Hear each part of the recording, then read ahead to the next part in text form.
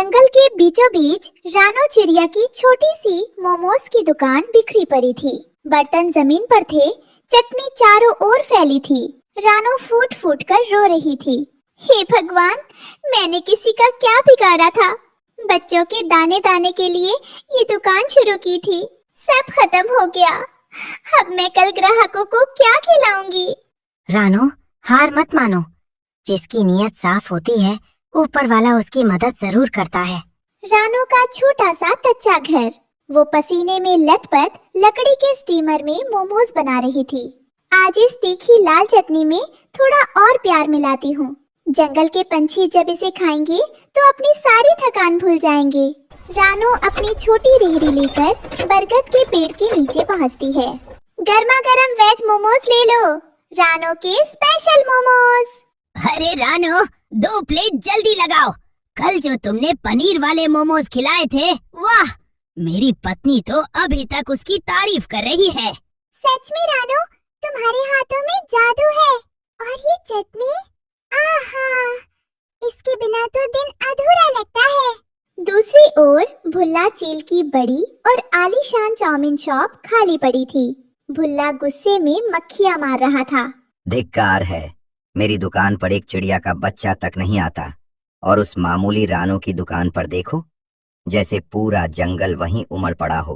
उस्ताद, उसकी मोमोज की खुशबू ही ऐसी है कि सब खींचे चले जाते हैं। आपकी चाउमीन तो खैर छोड़िए।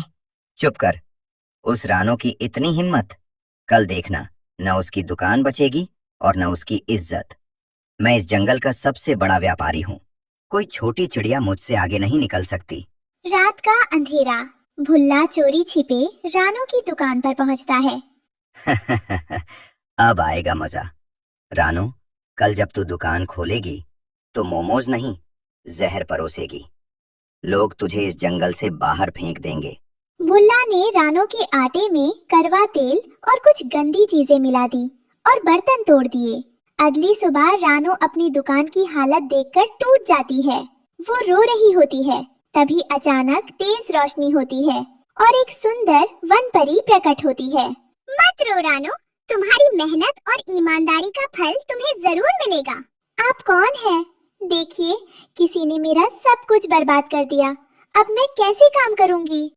ये तुम्हारी हार नहीं, तुम्हारी परीक्षा है। लो, मैं तुम्हारे इन टूटे बर्तनों को जादुई बर्तन बनाती हूँ।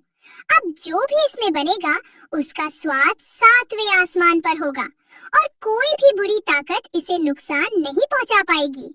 परी अपनी छड़ी घुमाती है और दुकान पहले से भी सुंदर हो जाती है। दोपहर का समय। भुल्ला चील भीड़ के बीच मुस्कुरा रहा था। उसे उम्मीद है कि आज रानो को कोसेंगे। अरे भाई, आज रानो के मोमोज मत खाना। सुना है कल रात उसने कुछ गड़बड़ की है। झूठ मत बोलो भुल्ला, आज तो स्वाद पहले से भी 1000 गुना बेहतर है। ऐसा लग रहा है जैसे मैं अमृत खा रहा हूँ। क्या? ये कैसे हो सकता है? मैंने तो खुद। भुल्ला अचानक चुप हो जाता है। क्या कहा तुमने भुल्ला? तुमने खुद क्या किया?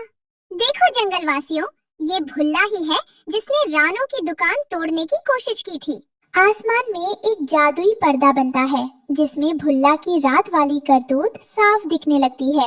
भुल्ला, तुमने न सिर्फ व्यापार के नियमों को तोड़ा, बल्कि एक मेहनती माँ का दिल दुखाया है। आज से तुम्हारी दुकान बंद और तुम्हें इस जंगल से निकाला जाता। मुझे माफ कर दो, मुझे जलन हो गई थी। महाराज, इसे माफ कर दीजिए। नफरत का जवाब नफरत नहीं है। बस इसे ये समझा दीजिए कि दूसरों का बुरा करने से अपना भला कभी नहीं होता। रानो की उदारता देखकर सबका सिर झुक गया। रानो की मोमोज की दुकान अब पूरे जंगल की सबसे मशहूर जगह बन गई थी और सारे जंगलवासी खुशी खुशी उस जंगल में रहने लगे।